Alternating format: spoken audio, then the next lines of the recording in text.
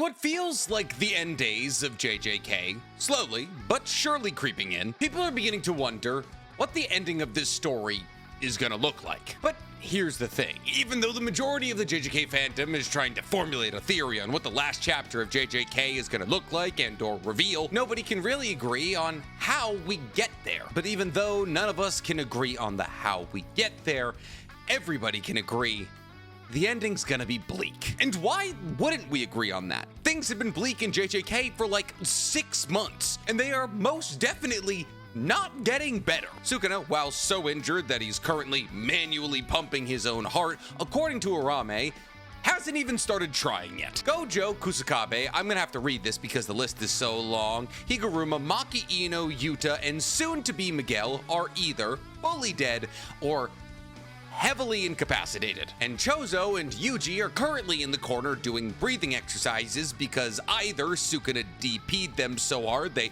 needed to take a break from the story for about 8 chapters, or he slashed them to smithereens. And what's worse, as it currently stands, they are the only two who even stand a remote chance against Sukuna. And both of them have proven to be rather unimpressive in their battles against him. And Sukuna's made that entirely too apparent to them. And that's great, because it appears as though the Kusakabe coalition's last planned line of defense, Maki, got black flashed so hard that either she's dead, or if she's alive, she's gonna come back looking like Robert Downey Jr.'s character in Tropic Thunder. In the accidental last line of defense in the Kusakabe coalition, Kusakabe himself, the apparent #1 grade 1 sorcerer in strength on Earth, took Sukuna a grand total of 10 pages to make an unofficial X-Man of. That is to say, it took Sukuna 10 pages to almost cut Kusakabe in half twice at once. But then again, I guess if you cut somebody in half in an X at the same time, that's kind of quarters. But Nick, all of these characters who've been cut down by Sukuna haven't been confirmed to be dead. And you're right. Can we assume that all of these characters, after being cut down by Sukuna, were immediately teleported away by Ui over to Shoko so they could get a little bit of healing? Yeah, we can, because that's basically been confirmed. And we can also probably assume that Utahime is with Shoko using her Solar Forbidden Area to boost Shoko's cursed energy output to 120%. Which means, as it currently stands, Shoko's probably the best healer she's ever been, but we've already been provided the exposition via Sukuna that somebody using reverse curse technique on somebody else is only about half as effective as somebody using reverse curse technique on themselves. And since Nobara, who technically died in the Shibuya incident, hasn't come back yet, even though she was put in a stasis immediately after her death by Toto's brother, that Shoko, who Nobara would have absolutely been brought into immediately, probably can't bring people back to life. Or Nobara's still waiting in the wings somewhere. Honestly, that's what I'm hoping for. But even if Shoko could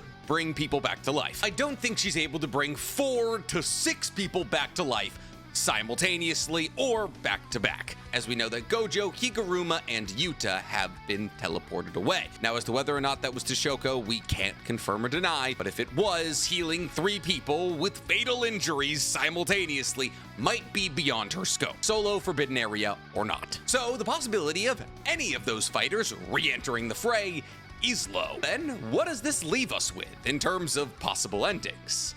And the list isn't very long, and the options that are left on the list are not great. And one of those not so fun possible endings has been picking up a lot of steam on the interwebs. And that not so fun popular ending is that Megumi is the true final villain of JJK. Yes, that's right, you heard me correctly. Megumi, driven crazy by the trauma he experienced within Sukuna, wakes up an entirely different person. And that different person is just as evil, if not more evil, than Sukuna. And thus, the final fight in JJK's story is not Sukuna versus anyone, but instead, Megumi versus Yuji. But how on earth would this happen? What could the conclusion of this fight be? And maybe most importantly, what evidence do we have to back up this idea? Well, we're going to be answering all those questions and a whole lot more today, guys, but first, please, for me, like this video, subscribe to the page, and hit that noti bell. And if you like the idea of me breaking down your favorite anime and manga, you're gonna love my podcast, Otaku's Anonymous, where me and Danny Mata break down everything that happened in anime and manga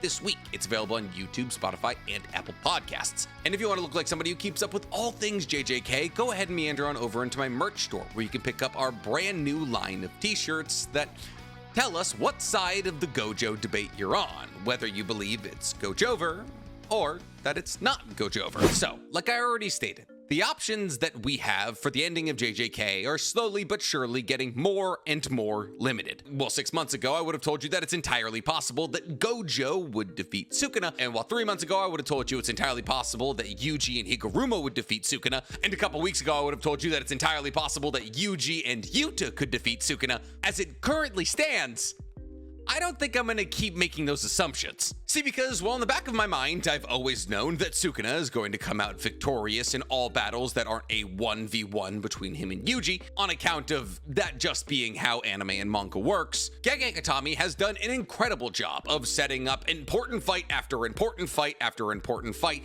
and giving us, the reader, a fair amount of hope that these important fights might actually swing in the favor of the good guys. And I actually may not be giving myself enough credit in that explanation, because I've technically been on the train that Sukuna is gonna win for at least a couple of months now. See, ever since Kenjaku was killed and very clearly stated that he is now transferring the ability to initiate the merger to Megumi, Sukuna, I have fully believed that the merger will happen. And while a couple of months ago, that opinion not only seemed unlikely, but was also very unpopular, as time has progressed, that opinion has become more and more likely. And as people have begun to accept that the possibility of the merger actually happening is getting more and more likely, all of the theories being created about the possible ending of JJK now all heavily include the merger. And thus there's really only two things that the JJK fandom currently agrees on. The merger is going to be a big part of the ending, and the ending is not gonna be fun. And those two realizations kind of go hand in hand. But what do I mean when I say that everybody's involving the merger as a major part of their theoretical endings? Well, as it currently stands, there's really three major camps into what people believe the ending of JJK will be. And while one of them doesn't include the merger, it's also not gonna happen. So let's talk about these three possible endings that people are beginning to formulate. The first ending I want to talk about is the one that's simply not going to happen. And that ending would be that the remainders of the Kusakabe Coalition and Miguel, who isn't really a part of the Kusakabe Coalition, he's not even a Japanese sorcerer, are gonna be able to pull together and create an opportunity similar to what Yuta and Yuji were able to create in Yuta's domain expansion, where essentially the rest of the sorcerers will be able to pressure Sukuna at such a level that Yuji will have an opening to punch Sukuna. And using his soul resonance ability, he will once again be able to reach out to Megumi. However, this time Yuji will actually have the ability to reach Megumi and will be able to pull him out of the depths of darkness that Megumi is currently existing in. In essence, Yuji will be able to tell Megumi to chip up, and thus Yuji will unlock his own form of Tak no Jutsu, which definitely won't help with the Naruto clone allegations, and by using the power of this newfound Tak no Jutsu, convince Megumi to once again re-seize control of his body. At which point, Sukuna will be, for all intents and purposes, defeated, as Megumi's aura and cursed energy would consume Sukuna, possibly using the Ten Shadows technique to make Sukuna into a Shikigami, of which Megumi would be able to control. Maybe. And while this does seem like a slightly likely ending, this isn't Naruto we're talking about here. This isn't the end of the pain arc. See, that ending confers a happy ending for the Kusakabe Coalition, for Yuji, for Megumi, for the world as a whole. And that's not where we're heading. Gege just made a joke of Kusakabe's death. We're not heading towards a happy ending. The second possible ending is an ending that I theorized the second that Kenjaku's head was cut off. And that theory was that the merger is going to happen. Because narratively, in anime, if the worst case scenario is introduced, it will happen. That doesn't necessarily mean the worst case scenario will come to fruition, but it will start. And the main characters of the story will have to work together in order to prevent the worst case scenario from coming to full fruition. Now, obviously, for the merger to happen in the first place, the remaining members of the Culling Games have to die. And while a couple of months ago, that seemed asinine, it's seeming more and more likely every single day. But the problem with this is that Yuji is one of the Culling Game members. And thus, in order for the Culling Game truly to come to an end and the merger to begin, Yuji, Panda, Hikari, Momo, and Miwa would all need to die, assuming that Yuta and Maki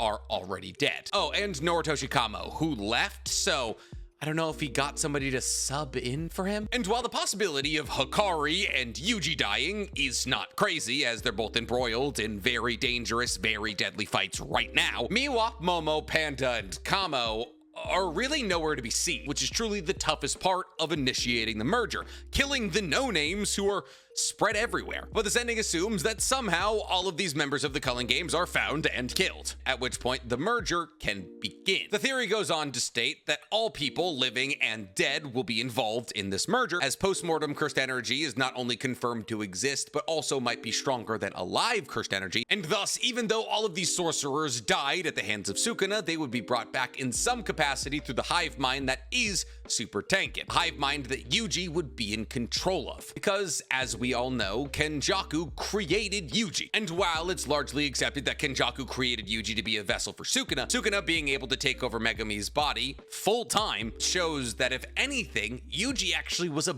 bad vessel for Sukuna, as Sukuna was only able to take over Yuji's body for a minute at a time, and thus the real reason that Kenjaku altered Yuji's body to make him the perfect vessel was that so one day he could control the Super Tengen that's the result of the Japanese populace merge, because as we all know, Kenjaku's only goal in life was said merger. Now, some people will say that Kusakabe said that sorcerers will be able to resist the merger. However, this may not include dead sorcerers. On top of that, Kusakabe's been wrong about Sukuna before, but that ending assumes that the merger happens, which isn't necessarily a through line with all other possible theorized endings, especially the Megumi is the final boss ending. See, this third and now quite possibly most popular theorized ending states that the scraps of the Kusakabe coalition that we currently have are going to be able to recreate the situation that Yuji and Yuta created in Yuta's domain, which is that Yuji is going to once again be able to talk to Megumi. And this time, Yuji will be able to get through to Megumi. However, the Megumi that he awakens is not the Megumi he knew, as the traumatic events that Megumi was forced to watch his own body do, mixed with a couple of weeks, if not a couple of months, in a curse bath, slowly but surely broke Megumi's mind. And thus the Megumi that awakens and consumes Sukuna whole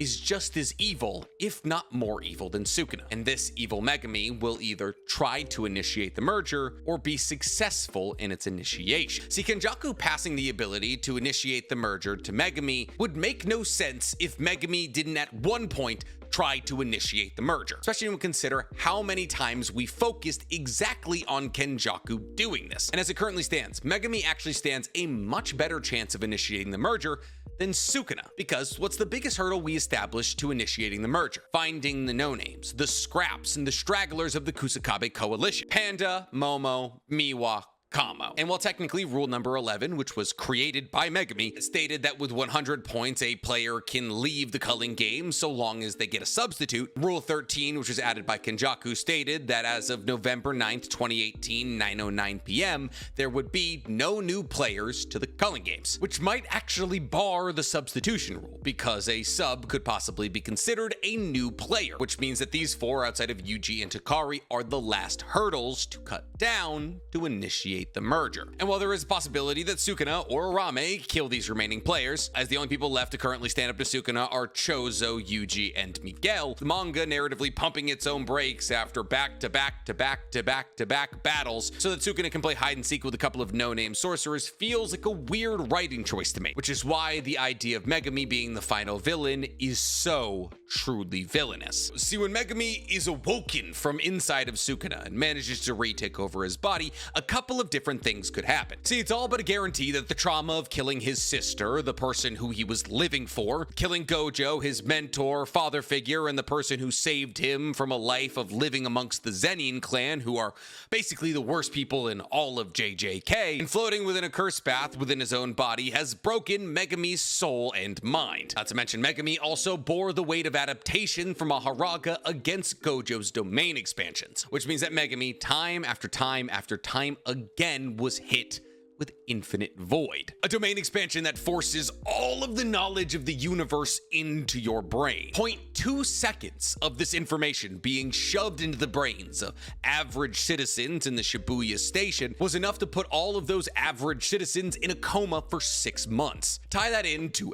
everything else that Megumi is currently going through, and I don't think anybody could blame Megumi for having a little bit of a psychotic break. And that new psychotic and evil Megumi may blame Yuji for everything that happened to him, as everything that happened to him happened as a direct result of Megumi saving Yuji. Thus, this new version of Megumi would have two goals. 1, kill Yuji, and 2, punish the world for the pain that it put him through. And now, while this version of Megumi could come out swinging, this version of Megumi could be even more sinister than that. See, this evil version of Megumi could understand that the likes of Yuji and the rest of the Kusakabe coalition want Megumi to take control of Sukuna's body. And thus, after Megumi is able to re-seize control of his body from Sukuna, instead of coming out and immediately trying to kill the likes of Yuji, Megumi could bide his time. He could pretend to be the Megumi that he always was until the rest of the Kusakabe coalition, the remainder of the players of the culling game, are all back together to celebrate their victory. And it's at that moment,